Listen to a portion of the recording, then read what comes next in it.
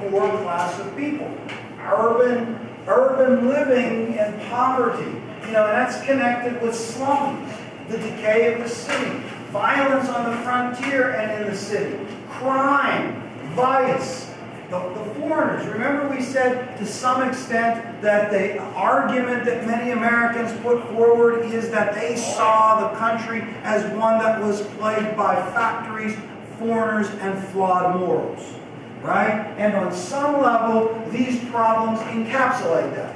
Factories, foreigners, and flawed morals. Yet, we said this was true.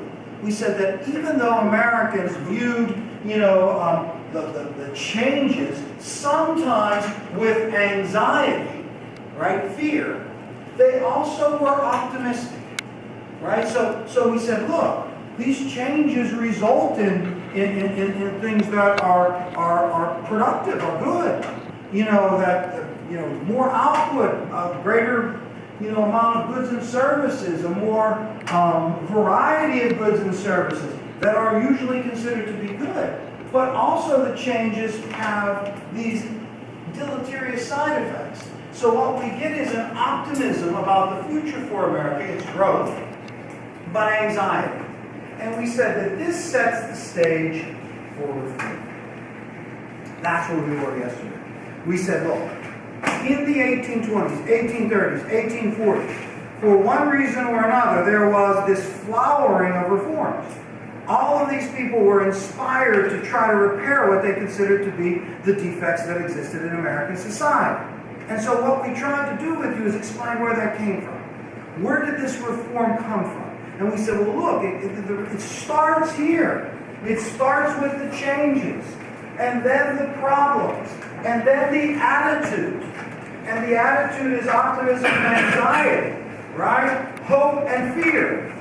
And hope and fear leads to saying, we can do this, right? We're fearful of the things that are happening, but we're optimistic about the future so we can fix things. So let's get together and let's fix this and let's fix that and let's make it better. Now, we said that this was not enough, right, to eventually result in action. There had to be an impulse that was touched by kind of the fear and optimism. And we said the two impulses where reform kind of comes from that are present at the time is Romanticism and revivalism. Romanticism and revivalism.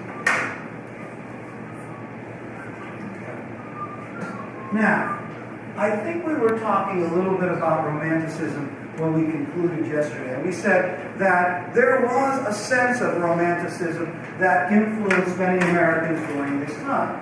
And from that sense of Romanticism comes a desire to reform, to fix things. And we were talking a little bit about what is that? What is this Romanticism? What do we mean by that? And I think we kind of simply defined it this way. That Romanticism is the way we want the world to be. Right? We want... even I gave the example of the vampires. You know how I like to go see the vampires. Reason would tell you that there really aren't vampires or werewolves, right? Reason would tell you that. Science would tell you that. But Romanticism takes you to another level.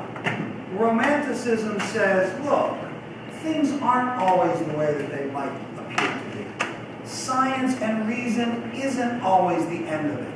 There's something more, right? And things can be better. The good guys can win at the end. The boy can get the girl, right? The bad guy can get the justice. Things can work out, right? So this romantic impulse is something that reform is going to be built on. Now, when we talk about Romanticism, and we say, well, yes, if you're a romantic, you think things can be better. And if you think things can be better, obviously, then you might be more willing to take action to make them such. Right? Is there evidence of this Romanticism in society in the 1830s and 1840s?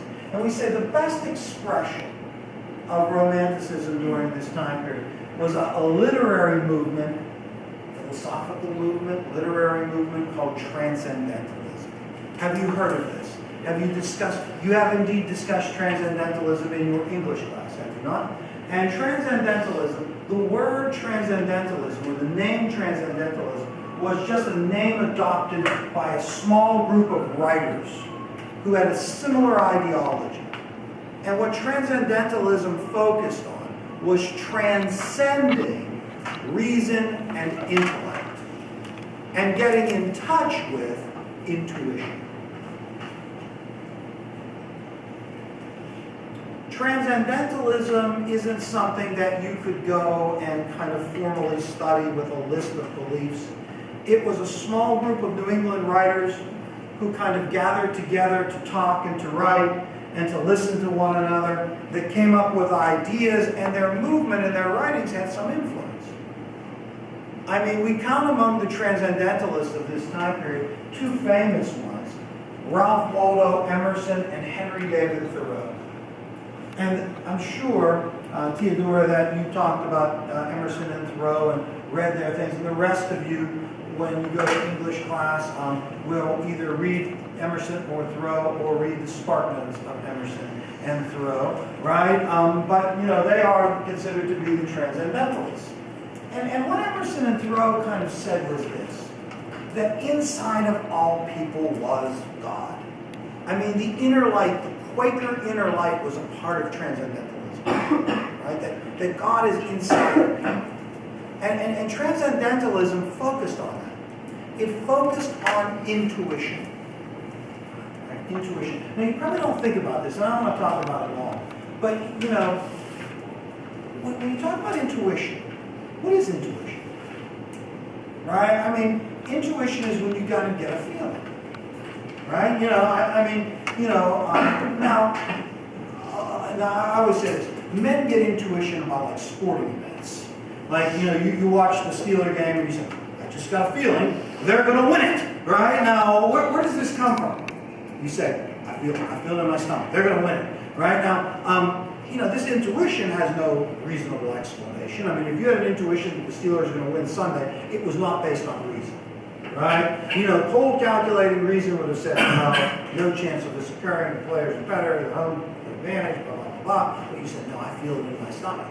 You know, I feel in my stomach they're going to win. Right? Now, this is inexplicable. We can't explain this. Women make an intuition, not to be stereotypical, but other things, right? You know, you call women's intuition, right? I don't trust her. I don't trust her. Well, why not? I just don't. Right? You know, I just don't. I just have a feeling. Right? Now, I will say this, that women are far more willing to kind of to kind of work with that than I think men. You know, but I mean this idea. If you think about it, I just don't think I can't. What you're saying is I can't explain why. I just feel this way. It's inside of me.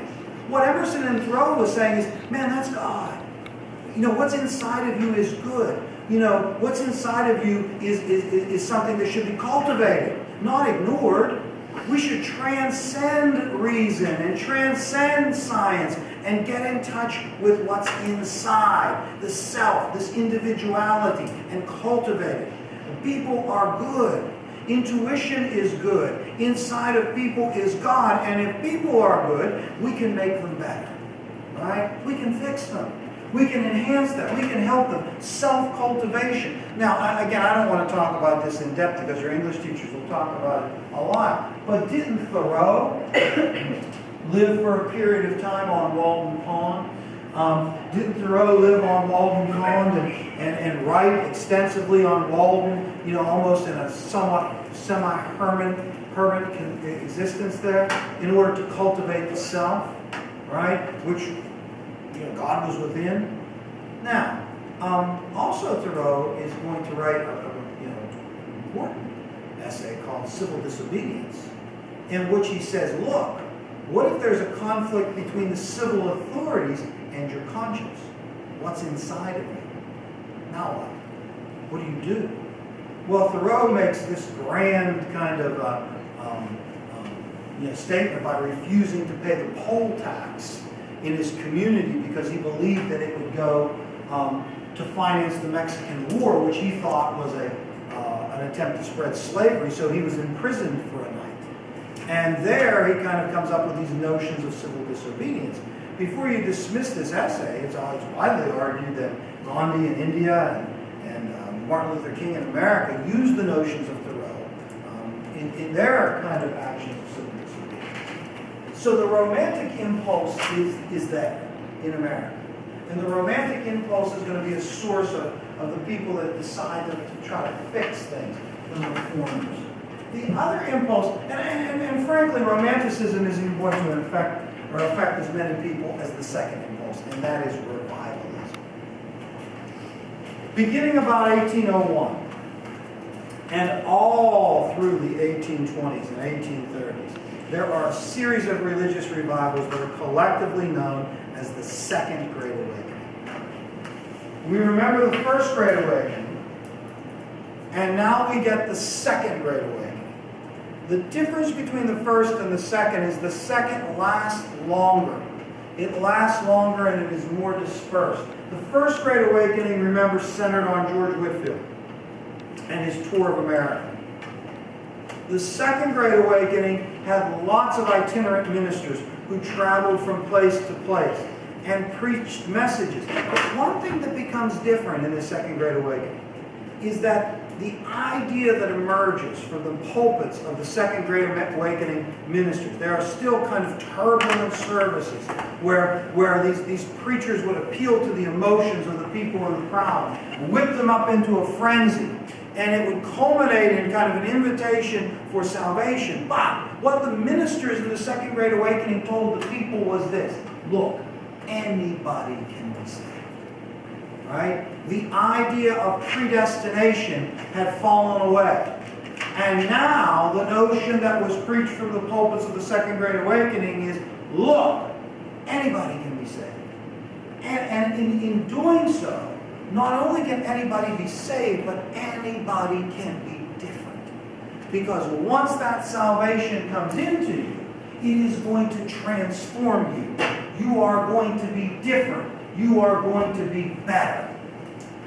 Instead of being selfish, you are going to be benevolent. I mean, there is no George Whitefield in the Second Great Awakening, but the most prominent minister of the time is a guy named Charles Finney. Finney is the Whitefield in some ways of the Second Great Awakening. And Finney's story is interesting. He was a lawyer. And Finney had an Apostle Paul kind of experience. For those of you that are Christians, you might know what I'm talking about. In the Christian New Testament, the story of Paul is that he was on the road to Tarsus, and he was stricken by this light that God appeared to him, and inspired him to give up his animosity towards the Christians and to move into kind of another area, right? So, Finney argued a similar thing. They had a similar kind of experience, and that after he had this experience, that he was inspired to give up his legal practice and to begin to preach, and he does. And he becomes this prolific minister who preaches revivals, and he's a good speaker and dramatic speaker and a careful planner, and he plans these revival meetings. But Finney's determination of the scriptures was that sin was really selfishness, and that once you became saved, you would become benevolent, caring. Well, you can see that if people in large numbers are attending these meetings and they are accepting